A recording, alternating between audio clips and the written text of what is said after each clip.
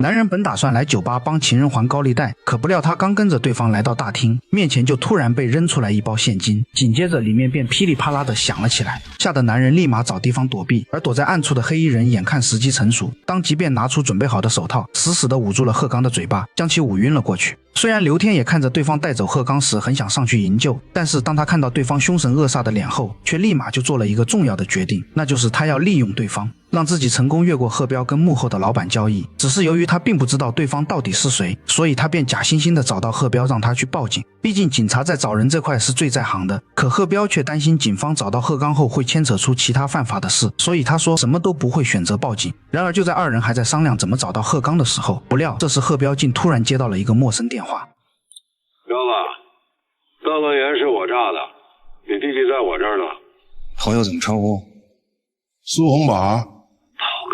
要知道苏洪宝可是马金的得力手下，虽然对方当初替马金扛下了所有的罪，被判入狱，但贺彪怎么都没想到对方居然会这么快就放了出来。不过为了弟弟贺刚的安全，无奈的他也只好跟对方谈起了交易，却没想到苏洪宝要的却并不是3瓜2枣，而是要拿走他刚吞并的马金的所有产业。起初刘天也本打算劝贺彪先答应对方救出贺刚，可贺彪却根本就不舍得这些刚到手的东西，因为他知道一旦这次被苏洪宝拿捏，那么他在汉州的地位也会不保。所以贺彪为了保险起见，他命令刘天野无论用什么方法也要解决掉苏洪宝，救出弟弟，而他则找到自己在警局的暗线，希望通过警方将苏洪宝给逼出来。然而刘天野却并不想参与他们之间的事情，为了不让龙湾村的兄弟们再被贺彪拿捏，于是无奈的他便做了一个违背祖宗的决定。他先是通过手下的人找到了苏洪宝，然后再将其直接给约了出来，紧接着便直接跟对方说出了自己的想法。不打架不死人没警察，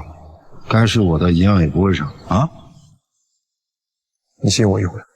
虽然苏洪宝并不知道刘天野有多大的能量，但是他的这个交易确实诱人，所以苏洪宝便将他带到了自己的住处。可让刘天野怎么都没想到的是，他本来是过来救贺刚的，结果却被贺刚当成跟苏洪宝是一伙的，说什么都要他们给自己一个合理的解释。苏洪宝见状，当即便又掏出了自己的锤子，不过他这次却并没有对贺刚动手，而是直接拿起了2瓶啤酒，因为他每次杀人前都会喝一点这个。然而贺刚却丝毫没有意识到危险即将来临，接过啤酒就大口的喝了起来。好在这时曾旭带着边境通过线索找了过来，这才让苏洪宝没有了下手的机会。而贺刚眼看警方的突然造访，也立马就改变了刚才的态度，当即便表示自己是在跟苏洪宝叙旧。可即便这样，却还是被曾旭看出了破绽。他脸上伤是怎么回事？贺刚闻言连忙谎称天气干燥不小心挠破的，可这时曾旭却直接拿出了自己的杀手锏。苏宝，你没给他放个烟花，再给他去火。果然此话一出，吓得苏洪宝立马就紧张了起来。很显然警方已经通过烟花的购买记录查到了苏洪宝，不过好在这时贺刚表示烟花是自己手下人放的，跟苏洪宝一点关系也没有。但是曾旭却还是要带他们到警局进行调查，只是让所有人都没想到的是，很快苏洪宝就从里面被放了出来。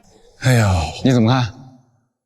这肯定是谁在中间给说和了呗？你看给那贺刚给气的。然而就在秦风还在思索这个中间人到底是谁的时候，却不料作为中间人的刘天野便立刻开始了自己的下一步计划，那就是他将贺家兄弟和苏洪宝都约到了一起。因为现在警方已经盯上了他们，要是再斗下去必定会两败俱伤，倒不如趁这个机会让2人和气生财。当然心思缜密的贺彪立马就看出了刘天野的小心思，苏洪宝的加入就犹如一把利刃，而握刀的人却是刘天野。然而结果也正如他所料，刘天野就是想通过苏洪宝来制约贺彪，好让他有机会能坐上张鑫的那张桌子。可让刘天野怎么都不会想到的是，他跟贺彪的一举一动其实都在张鑫的掌控之中。盯着贺彪、刘天野，要是再闹出什么大事来，随时处理。